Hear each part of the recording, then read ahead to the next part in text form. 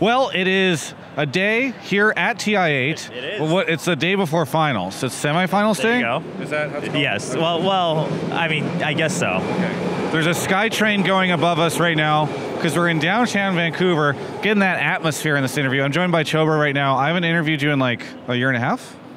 I feel like more. Okay. The last event I was at as talent was 2.5 years ago. Okay. How did you end up here if you were just kind of like washed up?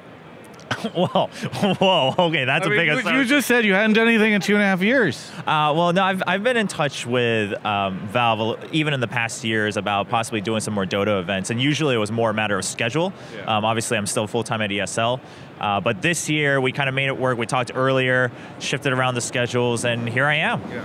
Why you? Why me? Well, that's a question for Valve. I think you should ask them directly. I don't know. How easy is it to get the interview with Valve? I don't I can only ask you because it's difficult. What do you think of TI this year? Well, so the one and only one I was at was 3 years ago when I hosted the group stage, and I wasn't at the main stage for that. So quite frankly, I can't really compare it directly to any of the other ones. I wasn't there. But I think it's great. I think everyone's kind of feeling the new vibe, right? New location, obviously a growth every year in terms of the competition and prize pool. And I think it's been fun. I think the game itself has gotten to an interesting point, and that, I mean, depending on your perspective, could be better or worse, but I think the changes are all fresh. What do you think of the location in Vancouver? I don't know if you've been here before. No, first time in Vancouver. Love it. Everyone kept telling me that it's like Seattle, but most people seem to like it better than Seattle, and I love Seattle, so I already thought I was gonna like it. Haven't had much of a chance to tour around, but just walking around, I love the vibe. Seattle and Vancouver both seem like chill cities that have downtowns, and I appreciate that.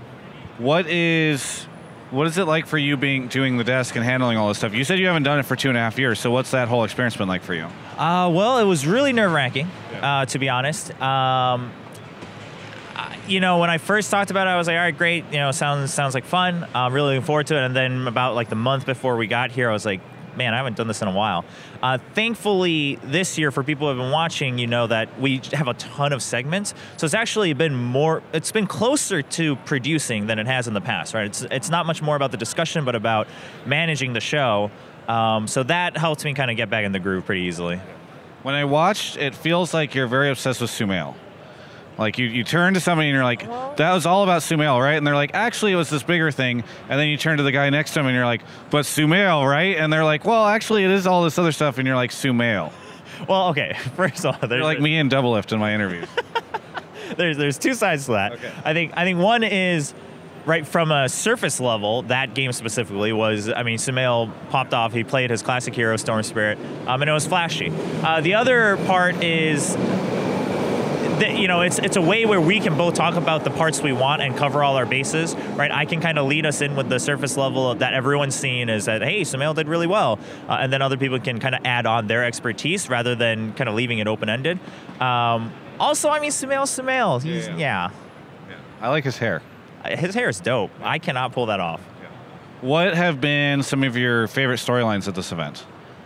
Well, you know, favorite's a tough word for this one, but obviously the fly no tail, the drama. Well, I guess quotation's not needed.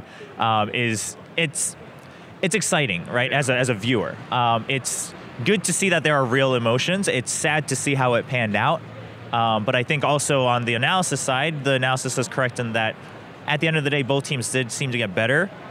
So it is a win-win. Hopefully over time that'll heal, but you could tell that had not healed yet on No Tail's end.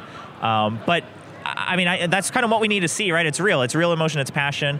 Outside of that, obviously how the Canadian players do, Eternal Envy and Arteezy, that was interesting. Obviously EE so far out, but Arteezy plays again later today in the lower bracket.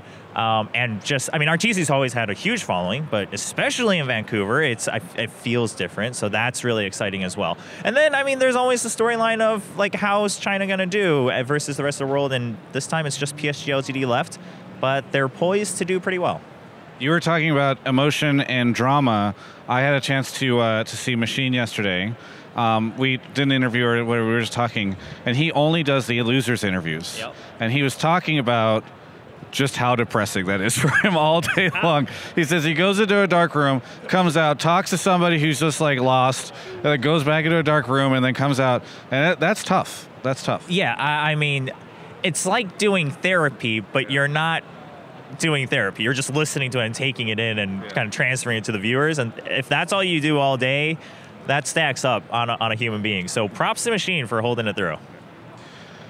There is it's interesting. It took me a little bit to figure out where the analyst desk was when I first came into the arena. It's kind of cool. You guys are literally on the floor. Like you're on the analyst desk and you're looking towards where everybody's playing. It's kind of a unique setup. I don't know if I've seen too many other setups that are like that, but is that interesting for you to be able to sort of literally see the guys walking off and all that? Yeah, no, it's been nice. I mean, there's pros and cons, right? Obviously, if you're in a completely separate studio setting, it's contained. But this has helped us really feel the energy. It's helped us kind of see things live and react to it as we see it. And I think they found a good middle ground where we're still just isolated enough where we're not overwhelmed with the energy. And it's different than the casting desk, which is entirely open. But like you said, we get to see the players as they walk off, react to that. It's not just a screen that we're watching, but we get to take note of the entire vibe. And that's helped us a lot, I think, on the panel. Another SkyTrain. SkyTrains there's a lot of them here, constantly going by. All right, anything that you want to say to all the League of Legends fans that you've just abandoned over the years, and now you're just obsessed with Dota. Literally, you came out of retirement for 2.5 years. You could go do some sort of League thing, but instead you do Dota. First, okay, the abandoned. Listen, it's just an open question. There's nothing leading there. I'm just curious. Okay. Well, I mean, none of this abandonment was by choice. Okay. I mean, to everyone who it was very heartwarming to see a lot of people still kind of remember that I used to do a lot of hosting stuff, whether it's on Twitter or Reddit. Even if you're not a huge Dota fan, just being able to tell me like, oh man, it's been a while, it'd be great to see you again on stage. That's been very encouraging, so I really appreciate that. As for the future, I mean, I'm still doing full-time. I'm actually now doing business development work at ESL. So we'll see how that affects any other talent work. I'm always open to it, but again, it's a matter of schedule. But hopefully we can make something work. I'm going to groups and quarters. Do you want to be my translator in Busan? I do want to go to Korea. I can't fly you. Oh, So, okay. But you said you want to go to Korea anyway, so this works out. Yeah, but I mean, listen, the pay I was willing to kind of go by, but the flight. Okay, good. If you're okay on the pay, I'll redirect the pay to the flight. We're good. All right, I'll check my schedule. Okay, good. All right. Well, thank you so much for the interview. Looking forward to seeing how you fare at TI8 throughout the rest of this. I don't know. I've got some money on things exploding on the analyst desk, you know. I saw you were getting booed at yesterday. I was not getting booed at. Trent was getting booed at hard. But then they wanted him to take the jersey off, and you said no.